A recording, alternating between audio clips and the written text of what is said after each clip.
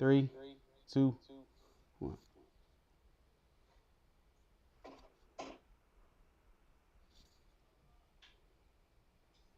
Have you ever had someone tell you to get over it as it relates to your emotions or tragedy or for any reason? I'm willing to bet that you probably have. Good evening, everybody, and welcome to tonight's live broadcast of Experiencing Mental Health for Black Men.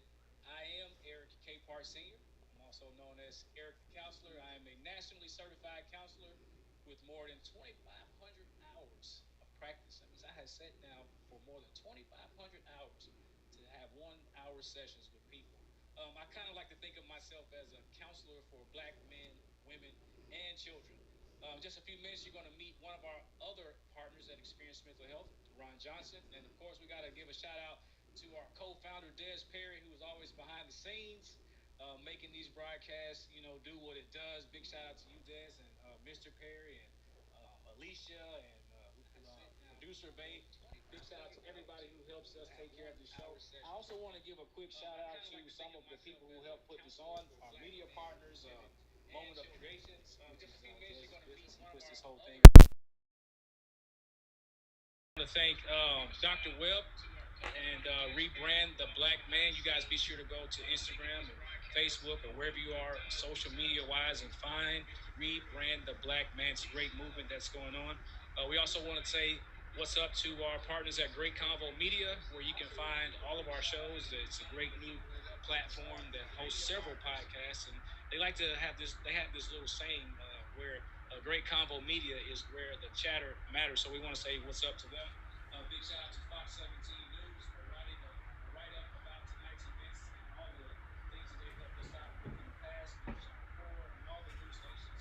Thank you for you for sharing it, and everybody who had anything to do with spreading the word about tonight's broadcast. We want to say thank you for that. I do want to encourage everybody to go ahead and subscribe to the channel. Go ahead and subscribe to Experience Mental Health on YouTube and click that little bell looking thing next to the subscribe button. That's your notifications tab. I see you smiling, Ron. That's the notifications where people can always be notified when we drop new content. So go ahead, subscribe to our channel, click the notifications link, and share this with everybody you know, because as you probably already guessed, this is a very important topic, which is probably why you're here with us tonight. I do want to tell you guys a little bit about Experience Mental Health Incorporated. We are a company. Our whole mission is to help Black Americans improve their mental health by creating fun and engaging content like what we're doing tonight. This is a part of our labor of love, as we shall call it. We really hope that people can use our content. This is not a replacement for counseling. It's very important for me as a counselor to say that. This is not to replace counseling. You still need to talk to a real counselor. None of us on this are your counselors. I'm not your counselor. Ron's not your counselor. Mr. Webb, nobody, Dr. Webb, none of us are your counselors. So we're not trying to replace counseling. So it is important that you continue to seek help if you need to. Tonight, we're going to spend some time discussing that question that I asked at the beginning. Have you ever been told to just get over it as it relates to your emotions or a tragedy that you might have experienced, or for any reason? We're going to have a little discussion about that. I want to share a quick story, my quick story with, the whole phrase of being told to get over it. Last year, I was participating in a panel where it was myself and some other panelists were speaking, and we were talking to young guys like we're talking tonight, Keaton and Pherius. Those guys were younger than you. These are more like teenage guys, but they had a platform to share their own mental health experiences and what it was like to be a Black teenager growing up in America. And as you guys can imagine, you probably know exactly what they said. It's hard. We feel left out, left behind. We got to deal with all this negativity, and it's hard, right? And so there was one of the comments was, what do we need to do to help you guys get over it? And when I heard that, it was from a well-meaning person. I don't think this person was trying to be malicious or in any way, but it triggered me because it made me feel like here we are listening to these young brothers telling us about the struggles that they really do face. And the response is just get over it. Mm. Right. And so that triggered me because it makes me feel like, Ron, that as Black men in America, we're just supposed to get over things. What do you think about that? Well, you know, when you think about someone telling you that, it's almost like that lady on Fox told LeBron, just shut up and dribble. You know, we are part of society, and we feel and have emotions and all of those things. My experience has been one where, you know, growing up, you know, being told, you know, you need to stop being angry, you need to get over it. And there are so many things that, you know, young Black men experience. It's not that easy just hearing someone say that. And truthfully, it really breaks your heart when you hear that from someone that you love, like your mom or your dad or someone that you're pretty close to, that just tell you to get over it, because it seems like they don't really care to understand what you're going through. We're going to have that conversation tonight, and I'm really excited about it. Yeah, man. And so I'm ready to get right into it again. I want to welcome everybody joining us tonight for Experiencing Mental Health for Black Men. I am Eric the Counselor. Tonight's show is hosted by Ron Johnson. We are extremely glad that you guys chose to end the weekend with us. You know, you could have been doing anything, you know, winding down your weekend, but you chose to do it with us tonight, and we're really appreciative of that. If you are catching this broadcast live, welcome. If you're watching this recording after we've already broadcasted live, we want to welcome you as well. I'm going to turn this thing over and be quiet for a minute and let Ron do his thing, and let the guys introduce themselves, and let's get into it. So, Ron, it's on you, brother. Take it away. So look, hey Eric, thank you so much, man. This is a great night. We got two young men who are truly amazing young men. I've been knowing them basically all of their lives. I knew one of them parents way before he was born, and it just blesses me to see what he's doing right now. I want to let them just introduce themselves and say hello. You know, you guys. We'll start with you, Keaton. And if you don't mind, tell us who you are. You got a couple minutes to tell us who you are. So be mindful of that. We just, you know, kind of want to just be mindful of time. But tell us who you are, and then we'll get to know you from there. And then Pherius, you go behind it.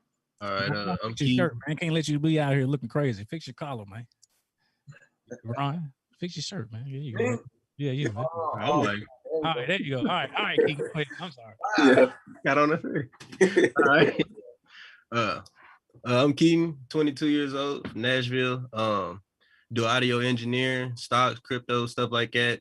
Rough upbringing, like, you know, typical story. Following around a wrong crowd, going to juvenile, eventually jail, and then turning around. You know, trying to work with people now, and I guess do what we're doing now. Had a conversation. I feel like that's the first step to this whole thing. So just here to have a conversation tonight and go from there. Yeah. And Pherius, tell us who you are and where you hail from. Okay, I'm Pherius Wilhoite. I'm from Nashville, Tennessee, son of Larry and Vivian Wilhoite. You know, I'm here tonight because, you know, obviously we're talking about mental health, and I didn't realize that I was struggling with mental health until a late age, like 20, 21 years old. Knowing about mental health helped me get into music, rap, any type of music, and that lets me express myself, and it takes away like temporary feelings of anxiety and depression. So yeah, I'm really excited about being here tonight talking about this. Oh, that's great. That's great. So I'm gonna dive into a couple of questions, but you guys have kind of spoke on that, but now we're going to expound and elaborate on. So how old would you say, with you, Pherius, how old were you when you personally realized that you was dealing with some mental health issues, and what did you do when you realized that was what was happening? I could say I was probably 20, 21 years old when I put a finger on it that it is mental health, or when I got told that, yeah, you're going through like real bad anxiety and depression. You know, at first it was I'm thinking it was a health issue. Like I'm thinking I was having a heart attack. You know, my arm would go numb at night. You know, I wake up like in shock. You know, like I'll wake up and it feels like I'll be in sleep paralysis with my eyes open. Like I'm not all the way there, but I'm there. But I'm not all the way there. Going to the hospital a few times, about, I can say like 5, 10 times when I lived in California. I was going to the hospital so much they had my own bed for me as soon as I got there because they knew like, oh, he's all right.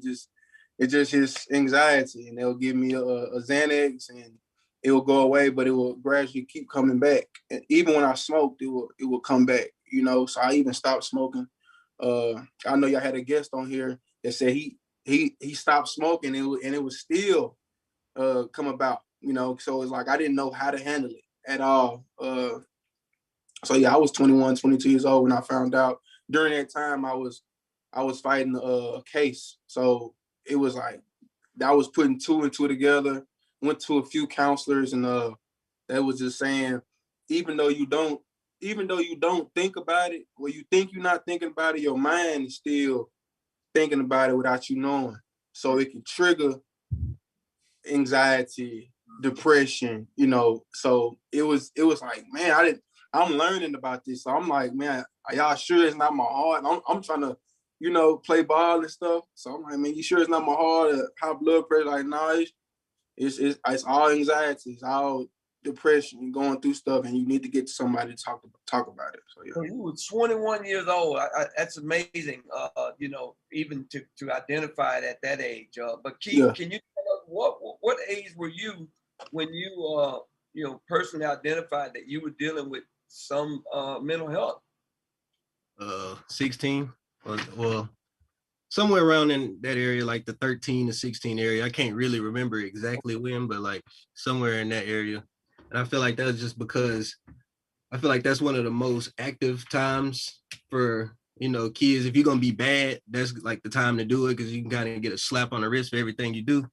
But so just going through that, trying to go hang around these people, do this, that, and the third, doing too much, getting into grown people's type situations. And I'm a kid and I still got to go home to mom's at night. And I got, you know, this, that, and the third going on.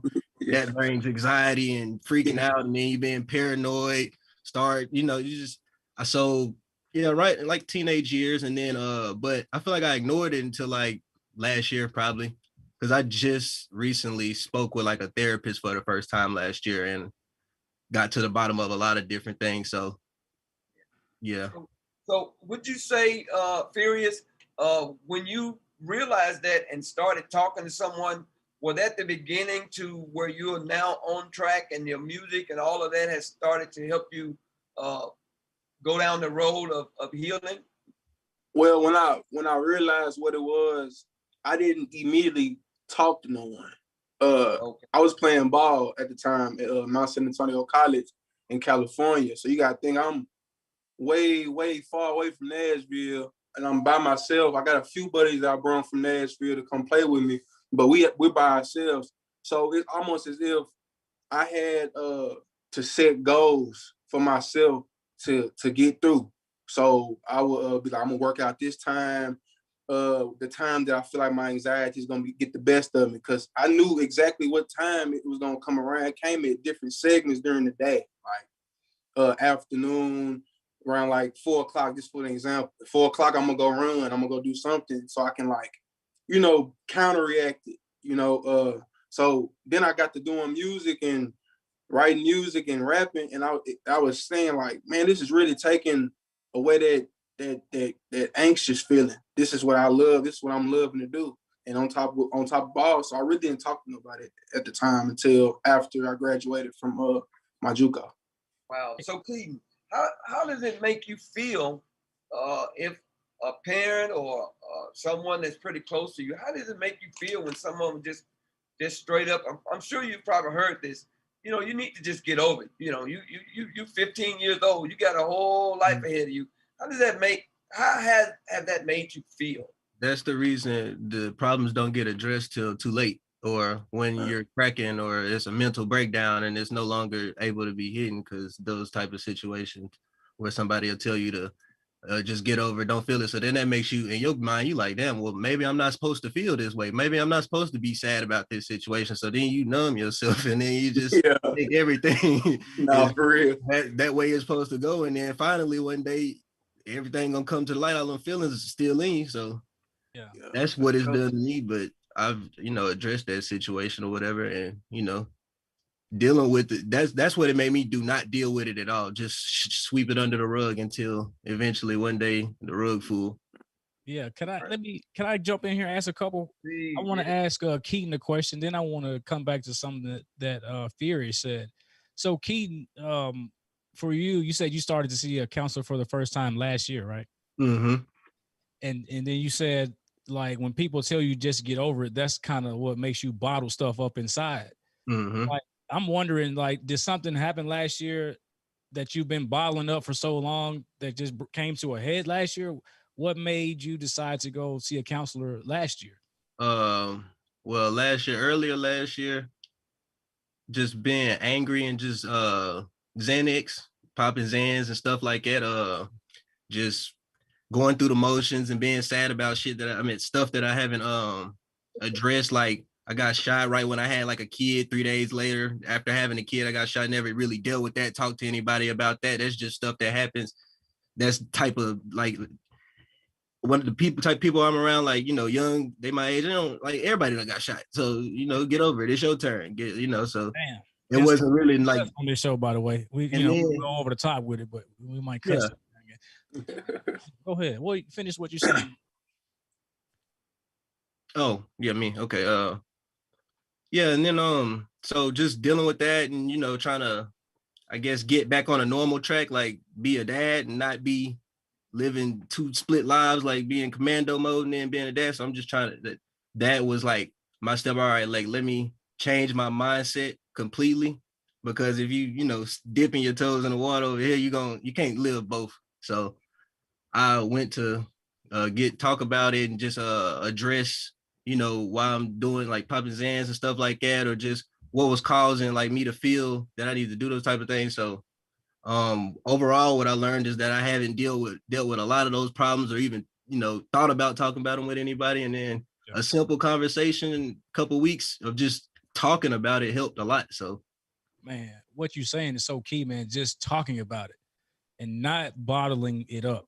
Mm-hmm. You said talking about it is what led you to getting help. And I'm proud of you for doing that, man. Like, you getting shot and then having a baby 3 days later, that's a whole nother story. No, 3 days before. 3 days prior. Yeah. We're going to have you on the podcast and get you to tell because I'm sure Ron, to be honest, Ron has told me the story, and it's a story that I think people would want to hear. Pherius, you were talking about how your anxiety would kick in at a certain time every day at 4 o'clock. What was going on at 4 o'clock every day? I'm just curious. Was there something? That was just an example. But around the time it kicked in, it would be after practice, and I'll be in my room and I'll just be, just by myself, thinking about what I got to face back at home, because like I said, I was fighting the case. And I'm not gonna get too in depth with the case, but I was fighting a case that could literally like take me away for like a long time, 10 to 15 years type. And I was thinking, like, man, I'm out here playing JUCO football, and I feel like I'm the only one going through what I'm going through, so thinking about, man, I could be gone, if they decide to just throw me away. I was like, man, I'm not gonna be able to have kids. I'm not gonna be able to see my mother, my dad. I'm not gonna be able to see my little brother. So I was just thinking about the what if, and then it just like would take control. So I would, at that time when I start thinking about that what if, I'm feeling it. I'm gonna bust down 250 push-ups. So, just do something that can get me exhausted, like just go to sleep or something. Yeah, man. It seems like thinking about your situation was the trigger for your anxiety. Mm-hmm. Even when I wasn't thinking about it, it was bothering me. Yeah, it's there. Like that anxiety. And like another thing you talked about is the physical pain. Like, you thought you were like, you sure y'all want to check my heart? You sure it ain't my heart? I'm trying to play ball. Like, yeah, they gave me stress tests and everything. Yeah, I've been there. To be quite honest with you, many of us listening to this and watching this have been there. And what's so important right here, Ron, is that recognizing that pain you feel in your body is because you're stressed. Mm-hmm. It could. I'm not going to say it is. I'm not going to diagnose anybody, but that pain you feel associated with these negative ongoing thoughts, that's the stress. That's actually a physical symptom that things are not going right. Yeah. Yeah, man. I just want to kind of go back and discuss It's so that. amazing, man, because when you think about it, I'm hearing both of you guys. Would you say most of the things you were doing at a young age was paper chasing? Would y'all agree? Paper chasing. At a young Get paid. at a young age, I was playing sports. You know, I'm not even going. You know, my dad is well respected and my mother is well respected on two different ends. So it's like I almost got the best of both worlds. So at a young age, I would probably act out because I'm trying to find who I am, and that carried on until I caught a case. You know what I'm saying? I was acting out. I was doing, you know what I'm saying, things I would never think I would do. You know, and it's not saying that my daddy influenced me, you know, but Ron, you know what type of guy my father is. You know, I just wanted to be exactly like him. At the time, whatever my mother was doing, I was like, that's lame.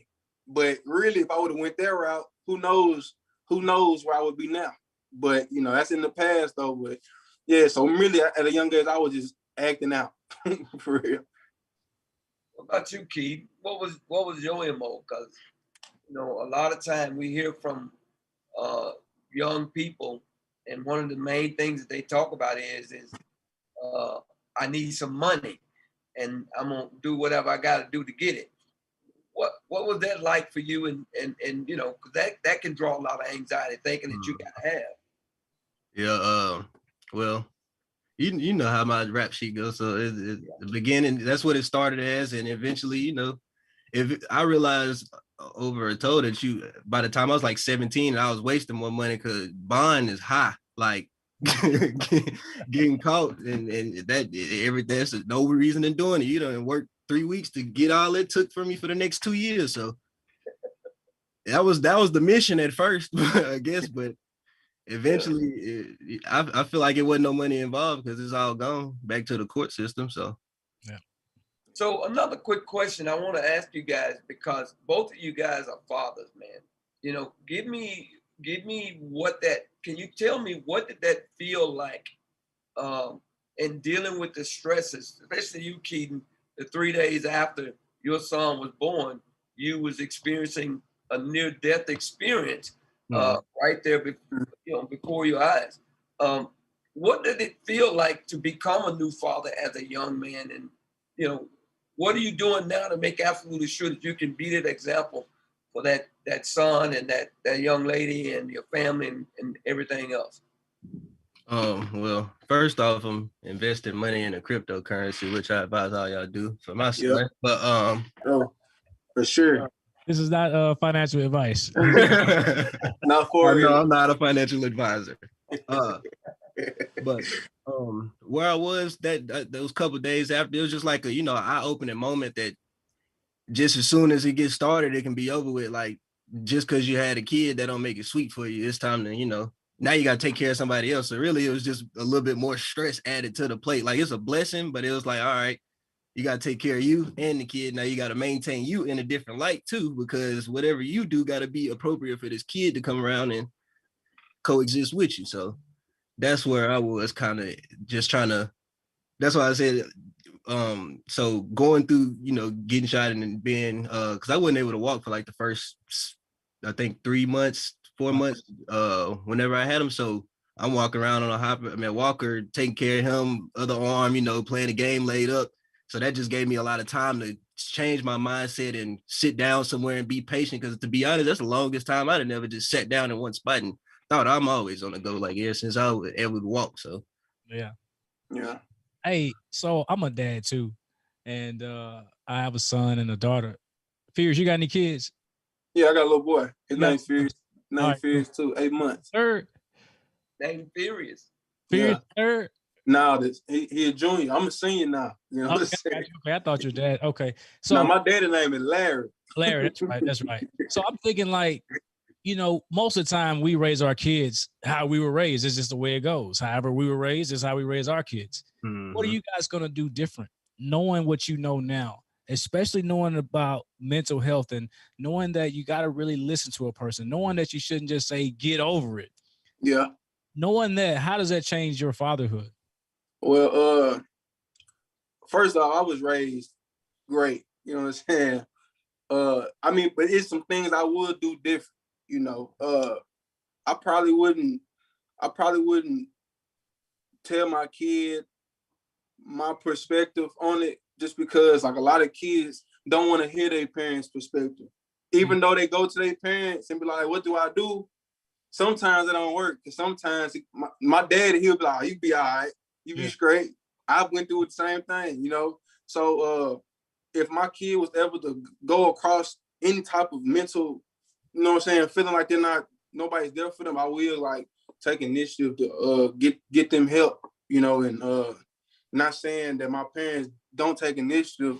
They try their best, but sometimes my dad could be too busy. Sometimes my mother can be too busy. So I would like make sure I ask them how they doing.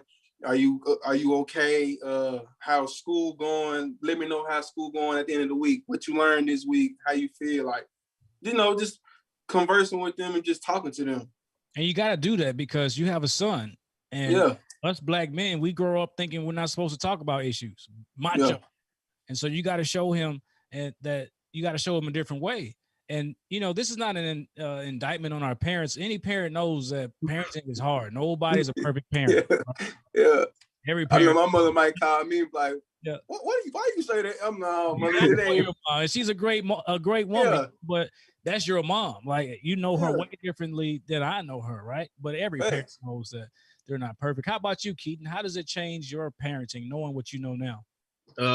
Well, I was raised around moms, so she kind of big on like the whole mental health, motivational speaking type deal. So, one thing I would change though is like, cause me and my pops didn't have like that connection like that, or just like we talked, but it wasn't on like I'm gonna sit down and talk to you about how I'm feeling. Like it wasn't. So, I guess I don't know. It's kind of like I don't really have that example yet, so I'm just kind of going off the flow, freestyling it. So we'll see when the time comes. Hardest way to do it, man. When you don't have an example, like trying to be a dad and not having an example of how to be a good dad. I mean, that's me, right? You know, luckily I have like Ron. I have other men. Well, really, you know, Ron's my best friend. Shout out to Ron. Ron been there. You know, he's like, that's crazy. Like Ron's all our daddies, basically. He has played a role in all of our lives, man. And so, yeah, I don't know, man. I guess. Thank you, Ron. Let me just say. Let us also say. So I'll tell you this though. One of the things that to me is truly amazing. There's no manual on how to be a parent that we know of for the most part. But the truth of the matter is, it is an on-the-job training job. You know, you learn a lot of the things as you go. But one of the things that I think as a father, as a man, as a black man especially, is knowing right from wrong. I don't know no parent really want their son to go out there and be getting shot at regularly. Even if he banging, you know what I'm saying? So you gonna want them to do the right thing. And so that would be number one. But I want to ask this question, you know, what are you doing? Like, what are you guys doing right now to address your mental health going forward? Speaking it in the music that I that I put out, you know, I just don't always just stick on mental health. You know, I got various topics I talk about, but mental health is mainly one, especially on my last tape, Gemini Man 3. And you know, like I deal with mental health every day. My girl, she's going through postpartum, and like me being in the state of mindset I am, and I got to deal with hers. That's another mental challenge too, because she don't even know what's going on with her. I know what's going on with her, but I can't tell her to be like, man, yours is temporary, mine's just kind of gonna be stuck on me. Yours is just going through hormones. So I gotta be there for her. And sometimes when you're doing, I'm pretty sure Keaton has probably been through this too. When you feel like you're doing everything, you feel like it's also not enough. You know what I'm saying? That can put you back in a mental state. So it's like a boomerang when it comes to mental health. You take care of this, and then you know what I'm saying, trying to take care of yourself, and then you're down to yourself. Now you feel like you're not doing enough. So yeah. The process. Keaton, what about you? What are you doing now? I know you just told us that you started doing some counseling. Are you continuing? Are you doing your counseling now as well? No, I need to get back on it. Lately I've been doing like shadow work and focusing on chakras and stuff like that, like just your inner energy and frequencies and all that good stuff. So eat Chakra, right, yeah. wellness, you know, health is wealth. That's what I've been trying to do, because like, you know, a lot of this stuff that's going on in our heads got to do with what we eating and stuff like that. So I just been trying to Thanks. base diets and drink smoothies and more alkaline waters and Sea moss. shadow right. I mean, shadow work, which is where you like journal and ask yourself hard questions and stuff that you haven't really dealt with, or, you know, just get to the bottom of what's going on with you. And it's supposed to be confined with just you. So it's like, you know, you can look in the mirror for a second or whatever, but I've been going that route. Hey, Ron, I'm just, I gotta say it, man. I'm really impressed with these guys. Totally. I mean, I'm just like listening to you guys, and you know, Keaton, I knew you when you were, hell, I don't know how old you were. You were a teenager running around with Ron, and what was the other tall guys? The guy's name? Jonathan. Yeah, Jonathan. Just seeing y'all running around as kids, and you're a grown man now. You've had some ups and downs in life, but to hear you talk about, just to hear just to hear what you're saying, it shows that maturity that has taken place, right? And it's going to keep happening. Pherius, we talked a little bit before we started. I just met you randomly one day after church, talking to you, and you were telling me like, yeah, I'm about to go play football in you said San Antonio or something like that. Mount San Antonio College in Walnut, California. Right. Yeah. I kept thinking you were going to Texas to play, but it was a San Antonio thing. That was just kind of mixed up. But I remember you telling me about that and how excited you were about that time in your life. But then to hear this side of it, where like you got out there and you were fighting this case and you were actually, you know, suffering, and like that's when you really realized you had, you know, some things going on. I'm gonna ask you some other questions. Ron, you got another question? I'm gonna play some of their music and ask him about that. Yeah, I wanted to. Yeah, I was gonna get to that. I wanted you to go ahead on and do that because the question that I have kind of ties into the music as well. It's just a follow up on the music. So yeah, go ahead. Let's do that. So what I'm gonna do is, Pherius has a song out called Mental Health, which he talked a little bit about it. This is not off the, you said you got a new album called The Gemini Man 3. Is that that's the album I dropped probably I think in November, Octoberish. And that's my latest album I did drop. It's 3 Gemini Man so far, but Gemini Man 3 is the latest one I dropped. Yeah. And so this track is not on there, right? No, it is. It is on there. Oh, this track is on there. Okay, I think it's like track number 4. So I listened to this song a few weeks ago, and I immediately I felt it.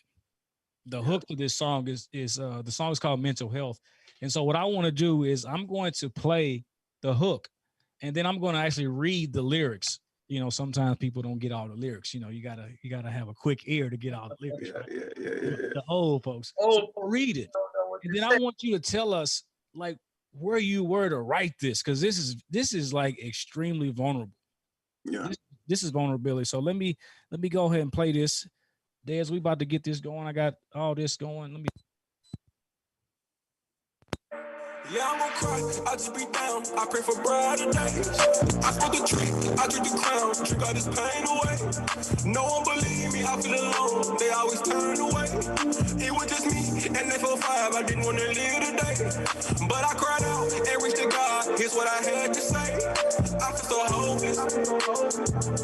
I need your help. I need some guidance. I'm watching my steps. I'm drowning up in the deep ocean. Yeah, I'm losing my breath. It is so hard. That's what's up right there. I can't even hear you. Y'all hear me? Am I back? Yeah, I can hear you. All right, let me read the lyrics. So, yeah, I'm gonna cry. I just be down. I pray for brighter days. I smoke the tree. I drink the crown to drink all the pain away. No one believed me. I feel alone. They always turned away. It was just me and that 4-5. I didn't want to live today. But I cried out and I reached out to God. Hold on. And I cried out and reached to God. Here's what I had to say. Yeah. I feel so hopeless. I need your help. I need some guidance. I'm watching my steps. I'm drawing the blunt in the deep ocean. I'm losing my breath. Yeah, I think I said I'm drowning. But I yeah, figured that part out. I figured you would correct me. yeah. But man, dude, this seemed like this was like you had a 4.5, like that's a gun. Yeah. You didn't want to live. This suicidal. Like, Yeah. Tell us, Pherius, what was going on, bro? Like, what evoked those lyrics? Well, what evoked those lyrics really was just, past events, past experiences. Like I said, when I was a young kid, I played ball, but as soon as can y'all hear me? Yeah. Somebody just called me, my bad. It's all good. Yeah. Hold on. We doing a live show right now. As soon as I reached 17, like Keaton, Keaton was hustling probably before that, but I feel like I had to go get it, hustle, do all that, So when I look back and reflect on that and how it's affecting my life today, because today I'm a felon and today I can't get, like a real deal job. It's always got to be under the table. My mom, she tries her best to, she does her best to try to give me and find me a job, So at the state of mind I was in, I was like, man, I can't do nothing. I just got out of jail. My one of my best friends died while I was in jail. And then somebody I grew up with died in a car accident, and another person I grew up with killed themselves. And at that point in time that happened, I was like, man, like, I wonder how he was feeling. Cause I really wish he could have reached out to me. I really wish I could have reached out to him. So where the 4.5 comes in, that was like, I think it was like for 20 days straight. I don't know. I was just having real intrusive thoughts, like real wild thoughts that you don't even want to repeat. And it's starting to make you feel like, man, am I crazy? Something wrong with me? For like 20 days straight, I was just playing with a 4.5, just like Russian roulette, like clicking it to my head, just trying to not cock back. It's loaded though, but it ain't cocked back and one in the head. But I'm just clicking like, man, what if this could be the last day? You know what I'm saying? So I broke down to my mama one day. I was like, man, I need help, like bad. Like, I don't know what it is. I can't get these thoughts out of my head. I feel like I'm a bad person, because I can look at somebody and have a wicked thought, So when I wrote that song, it was like I was really crying out to God, literally crying out to God, during that song. Because when I heard the beat, the first thing I said, I didn't write it down. I said, man, I just cry, and that's real, because a lot of people don't show emotion. I cry behind closed doors. I go to my room and I cover my head up and cry. You rarely see me cry in person, so I just felt like I had to express that. And the more I was expressing it, the more I can go into depth with what was going on. People turning their back on me, because of course, after you get out of jail, everybody gonna think, oh man, stay away from him. He might relapse into that mindset. Something come up missing. Of course, I'm gonna be the one to blame just because of my rap sheet. So I'm like, I hate feeling like this. Everybody is just, I'm a target whether I'm doing good or not. So it's just like, man, like what is it else to do but cry out and express this? So that's what made me write that song.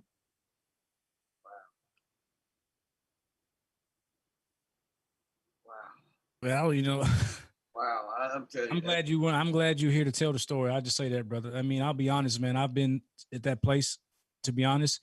My sister died in a car accident back in 2004, and I was just hurt, bro.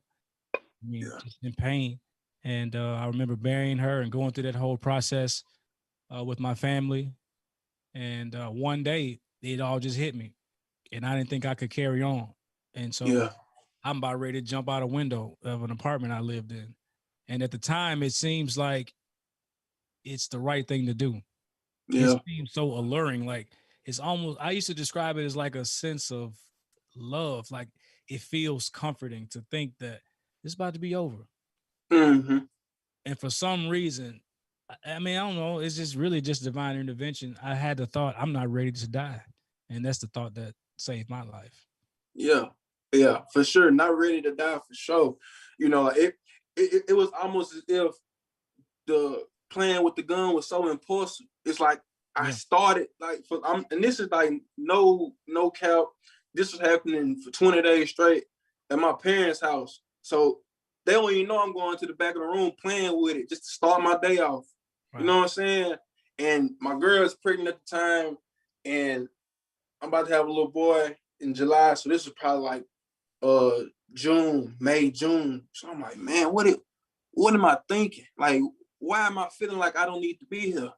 You know what I'm saying? Like, but then I don't know. Once I wrote that song, and I just got to trying to laugh at the thoughts that would come in my head. It would pop in my head. And what I do, I would counteract it with a laugh, or I counteract it with a joke. So as soon as I think about it, I probably would crack a joke on my homeboy. You know what I'm saying? Then we get to laughing, and then once you laugh so much, it's like the thought be trying to hit you, but you just so you in that dopamine of laughter. You know what I'm saying? You're changing your thoughts.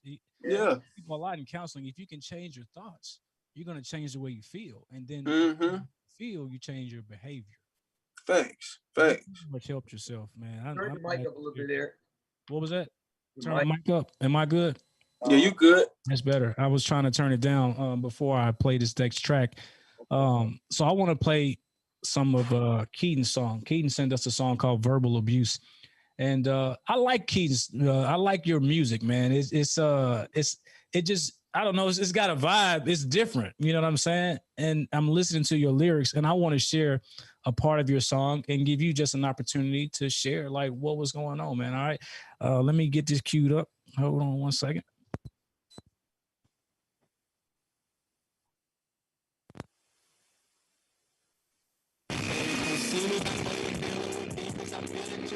Together, my mind know daddy in prison, so know you lack of a father figure with no one to listen to this, but hope that a bottle hit you. Heard you were stripping and hope that they see tomorrow, and you keep taking you home when you fucking don't want to be bothered with you. It get heavy when the world on your shoulders. I don't like my reality, why I hate being so cool, bro. The mama.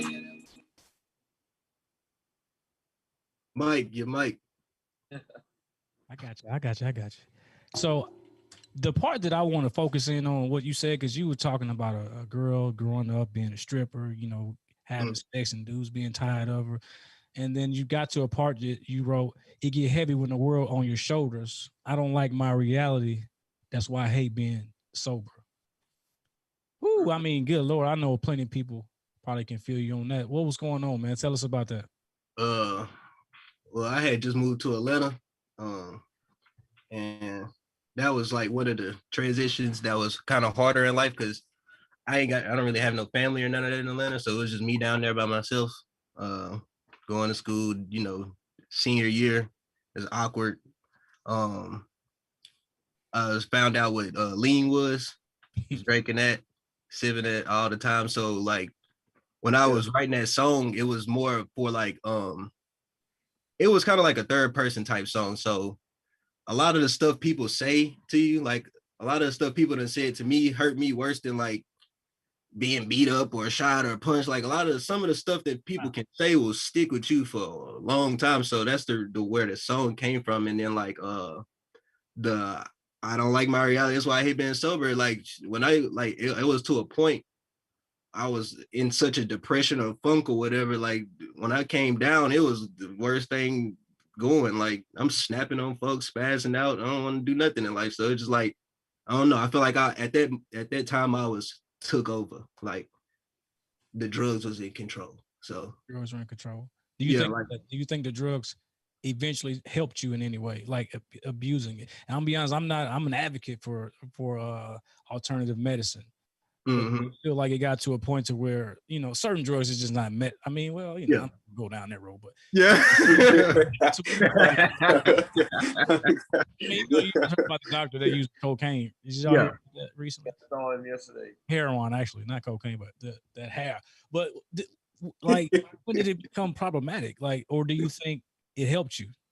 I feel like, well, that's a part of drug dependency for addiction. That and the whole thing in itself is like, if you feeling like it help you, because a lot of people that's addicted to any substance, they be like, yeah, it helps me. That's what make my day go good. That's what put a smile on my face. So at the time, yeah, I guess I feel like it helped me make better music, but as far as health and living a long time, probably not so much. But and then that type of like chemicals and stuff like it, like not marijuana or whatever, but like prescription drugs per se, they really mess with your mind. Like it's really not good for anybody's mental health, no matter if you prescribe to them or not. So it's just like, oh, after a while, it alters who you are as a person. So, and I had to let me just say this because I know people are using medication. Hear you say that's not good. It's just medication is a tool, right? It's not a cure all, but it's a tool. And for some people, myself included, I've needed to take medication for the first time in my life. Just last summer, when the pandemic hit, I'm at the house stressed out with my kids all day. Stress was high. I had to take some medication, and so medication is a tool. I'll say that it doesn't cure anything. It is not necessarily. I don't want to say it's just not. It doesn't help, right? And I don't want to use this platform to spread that because a lot of people are listening to this and watching this, Keaton. Yeah, and they may hear you say that and decide. Let me clarify what I was trying to say. So, self-administering or self-dosage of medication is not. That's what I meant. Like me deciding to pop this bar and mix this, that, and the third with this, that, and the third to make myself feel a certain type of way is probably not the best route. I'm not saying if your doctor gives you something, don't take it. Yeah. Yeah. So basically, is if you get if you're the mastermind behind it, don't do it. Don't do it. Yeah, on God. Yeah. And to chime in on what Keaton said with the drugs, like lean definitely was a big part early before I found out what my mental health problem was. Being on lean, bars, like that kind of was a copage. I didn't know what mental health was at the time I was doing it, but I knew I didn't feel right without it. So lean, bars, of course, weed, you know what I'm saying? So yeah, definitely. Yeah. What you got, Ron? What you thinking? So, one of the things that I'm hearing, man, that's so amazing. You guys are two young, amazing young brothers. A 24. They really are, man. Old man. I'm impressed. Yeah, where you at right now? All I can say is the sky is the limit because the rest of your life is the best of your life, and you ain't seen nothing yet. You just keep going and keep doing what you're doing, and just from this moment right here, you're probably gonna get someone's gonna reach out to you. This is gonna be opportunities because opportunities they're gonna come as you continue to tell your story. There's a saying that says your gifts should make room for you and put you in the company of great men. When you've been given a gift and you use it, it's going to be what's going to propel you. We got a couple more minutes, and I want to just ask this question right here. What do you,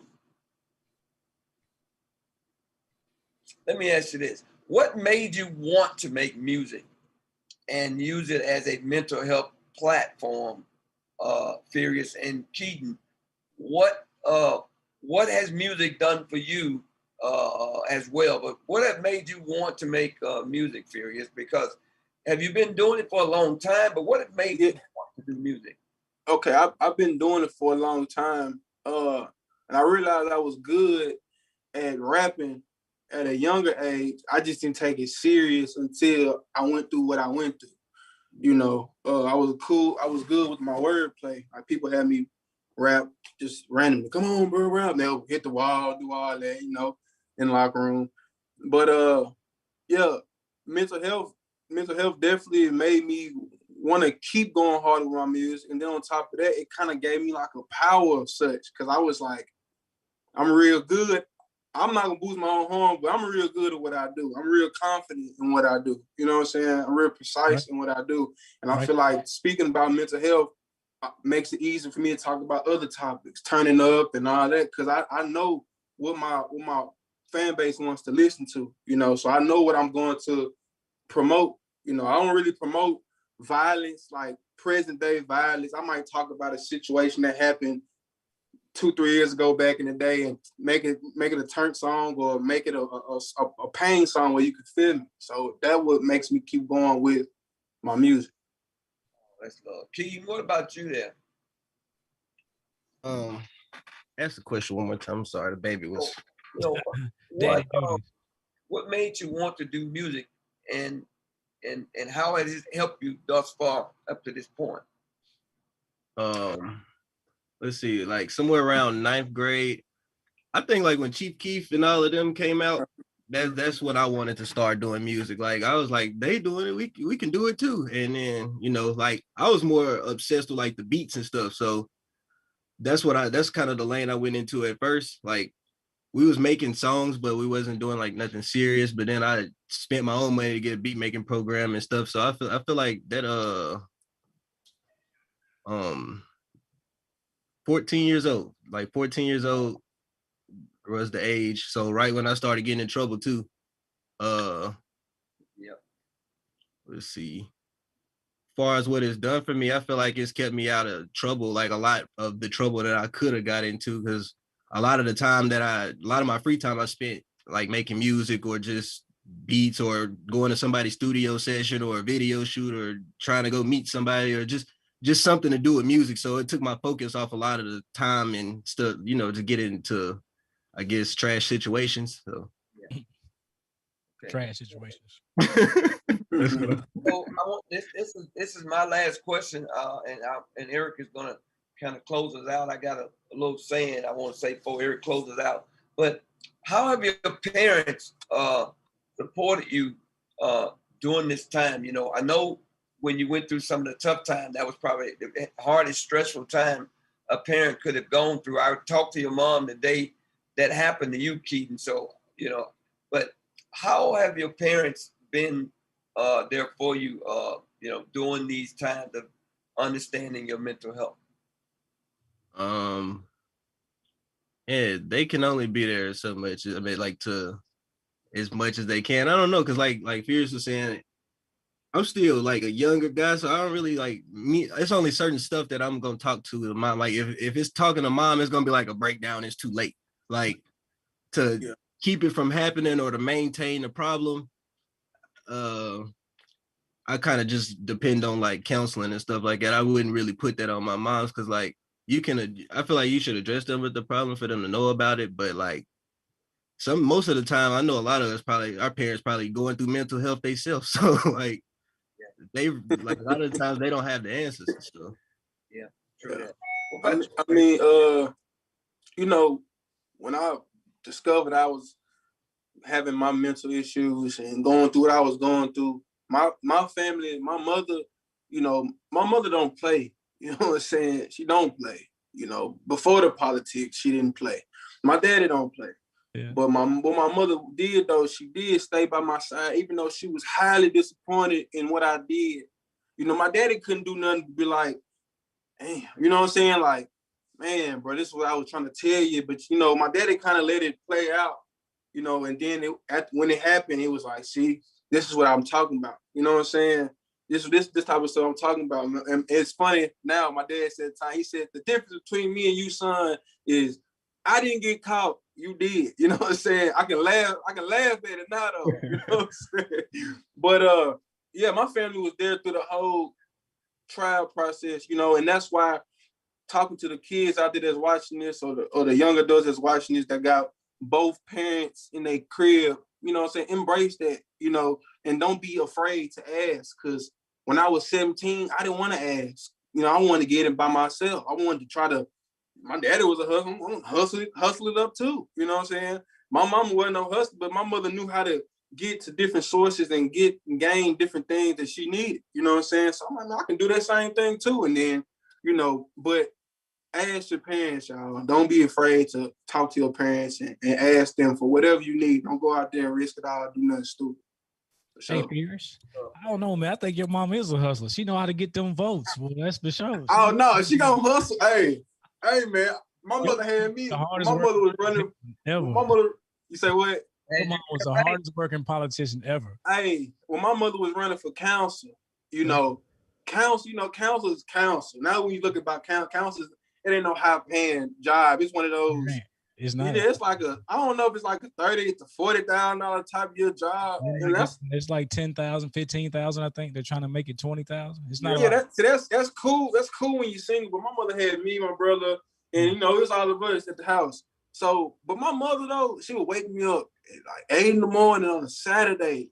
My daddy at work, he working at Bridge on the time. She wake me up at 8 in the morning on Saturday, me and my brother, and me and him would sleep in the car while she got outside with a big sign talking about some vote for Vivian, she waving. And I'm just looking like, mother, come on. Can we go to our cousin's house? You know what I'm saying? So, yeah, she going to get them votes. And she going to go out late night and put mail in your mailbox. 11 o'clock at night, she putting in a flyer in the mailbox. I'm like, mother, man, you kind of dangerous over here. She's like, no, we got to put it in the mailbox. I'm helping her pass out the car. So, yeah, my mother definitely is a hustler. Definitely. Let me rephrase that. She definitely is. Tonight has been awesome, but unfortunately, we are getting to that point to where we have to shut it down for tonight. We do want to say what's up to the people in the chat who've been commenting. We got a couple comments in there, so thank you for participating and joining us tonight. Keaton, man, I really appreciate you. I appreciate your existence. I'm glad that you're here. Really, I mean, it's just good to see you mature, man, from a young teenage kid running around with Ron all around town to now you're a man, with your own family. So much respect. Pherius, man, you said something about your mom. Never gave up on you. That reminds me of my mom. When I was getting in trouble, no matter what, she always was right there, never giving up on me. And a lot of parents that I encounter, they're at that point to where they're about ready to give up. And so if you see this tonight, a parent, a mom, or whoever, and you are the caregiver for somebody who's, a little wayward, getting out of line, you're all they got. And if once you give up, then the street's going to gobble them up. There's justice somewhere, somebody's going to gobble them up, and it usually doesn't turn out good. So I appreciate you guys for being with us tonight and sharing your stories. You guys are awesome. Appreciate everybody listening with us tonight. I want to do a quick call to action. We were talking tonight, and I'm listening to the guys. I want to give a call to everybody listening to have a plan for self-care. I want you to really think about your week. And most of us just go through the week, all the work we got to do, doing all this stuff, but we never take time for ourselves. I want to challenge everybody to just take the time to actually plan 1 hour of self-care for yourself this upcoming week. Just 1 hour. Just 4% of one day. What can you do for 1 hour that's totally about you? Like I know Ron, he's at the campsite right now, doing his thing. He's got plenty of hours. But what are you doing for yourself? And I'm guilty of it, guys. I'm guilty of it too. Even as a counselor, I don't always do what I need to do for myself. But that's my challenge. That's the EMH challenge tonight. Again, if you guys are struggling and you need to talk to somebody, you can, there's a website called Therapy for Black Men, wherever you are around the world. Maybe you can find a counselor on that website. You can use psychologytoday.com. There's so many different ways that you can, different resources that you can, take advantage of. And we'd be happy to share those if you need some. That's going to do it for us tonight. Again, we want to thank our partners. Let me pull that list up again. The people who make this show possible, MOC, Moments of Creation, Dr. Webb, and Rebrand the Black Man, Great Convo Media, all of our news media sponsors, not sponsors, but partners, Fox 17, News Channel 4, News Channel 5, and anyone who has ever shared anything that we have. We really appreciate you guys. This has been Experience Mental Health Live. Whatever you do, make sure you're spending some time with yourself. We appreciate you for joining in. Bless you and make it a great night. Good night, good people. See y'all, man. Love. Hey, love y'all.